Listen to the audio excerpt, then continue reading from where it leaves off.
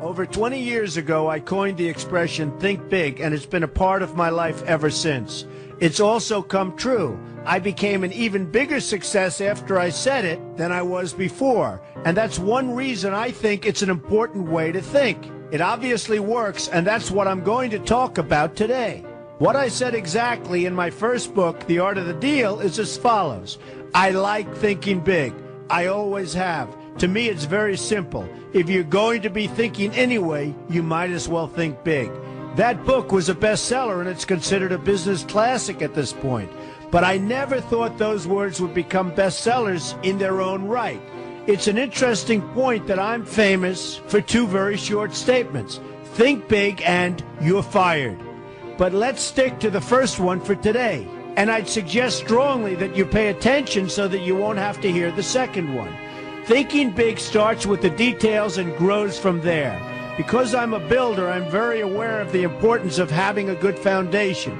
You can't take chances in construction. You can't be haphazard and say, well, maybe this will work, maybe it won't, so let's try it and find out. Because a lot of people will be at risk.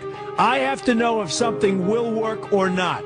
Every inch has to be accounted for. In other words, thinking big starts with being thorough. So number one, be thorough. Don't count on happenstance to get you anywhere, because it won't.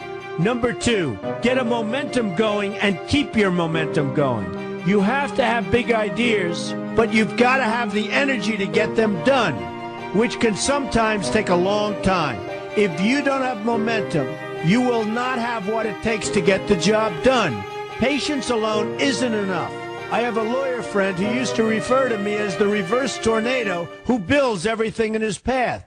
I always like that because it implies a lot of energy and a lot of momentum. And that's exactly what it takes to get anything done. So keep your momentum going.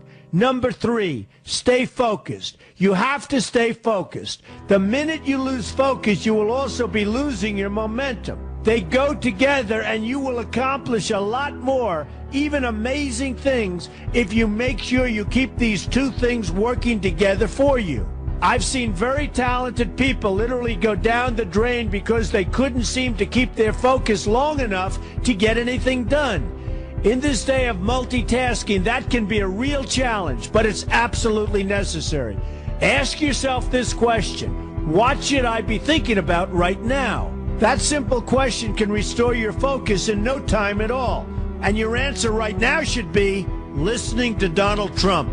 Number four, look at the solution, not the problem. This is very important if you ever want to learn to think big.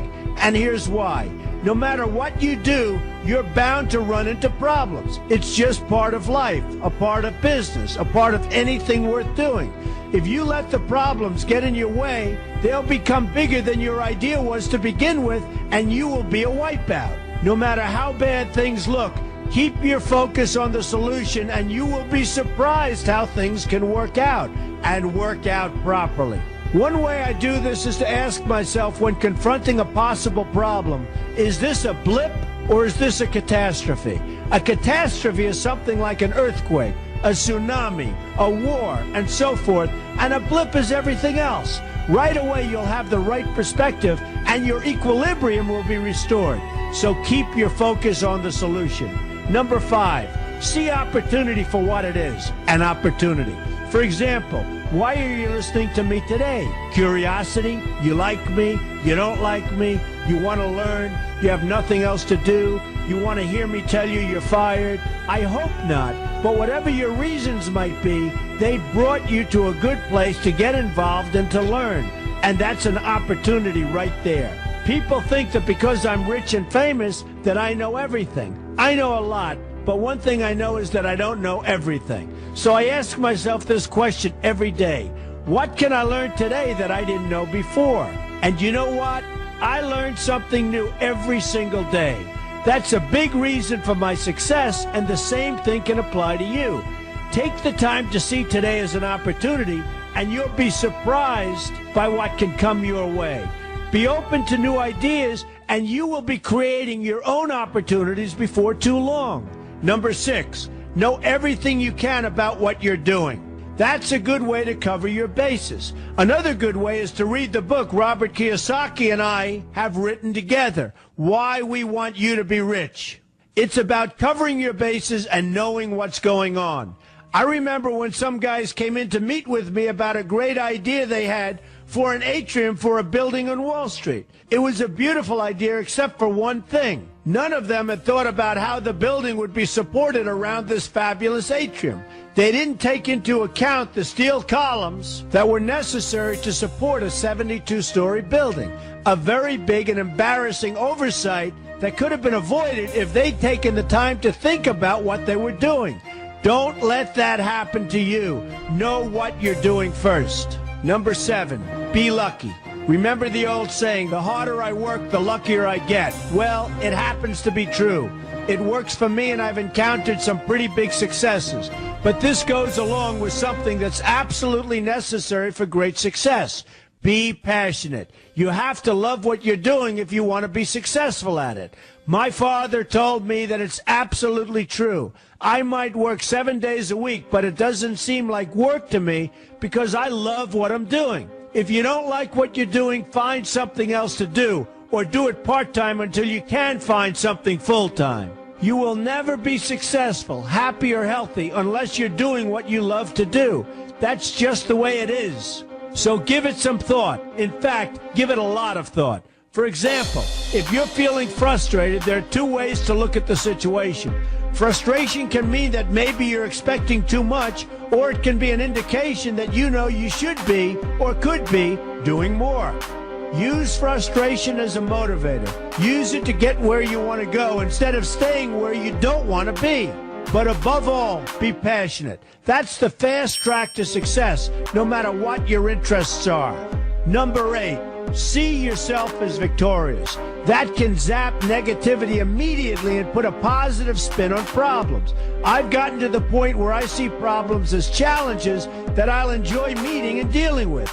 My point here is that no matter what you do, you will encounter problems. Why not see them as challenges instead and know that you are more capable of dealing with them? That's positive thinking with a realistic slant. When I go into negotiations, I keep an open mind to what may happen. But I can tell you that there's already a done deal attitude on my part. I've already thought the process through to the extent that I know everything will be better off if they agree with what I've come up with because I've taken both sides into account. I enter the situation with a victorious attitude, and I've had enough victories to know that this attitude works. Use it. Number 9, be smart. Know that you have something unique to offer because you do use the tools that are provided for you and remain open to new ideas. That's being smart. That's also where innovation comes from. Being smart means you know how to use what you've got.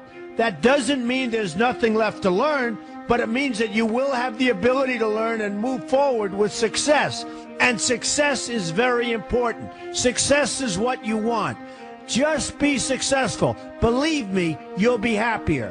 I know people who have had very few real advantages in life, and yet they've managed to become giant successes. They figured out how to use what they had, not to dwell on what they didn't have. I'm convinced that everyone has something useful to offer, and if you apply yourself diligently, you'll find that you have what it takes to succeed, and you're going to be a lot happier for it. Number 10, above all, never give up. Never, never, never give up. The only time you will be a failure is if you quit trying. Only losers quit. The biggest losers in the world are quitters. Winners keep on going. So whatever you do, never give up. My father always used to harp, never give up, son, never give up. Don't ever quit. I never want to see you give up or quit. Well, my father was a smart guy, and I listened to him. And remember, think big.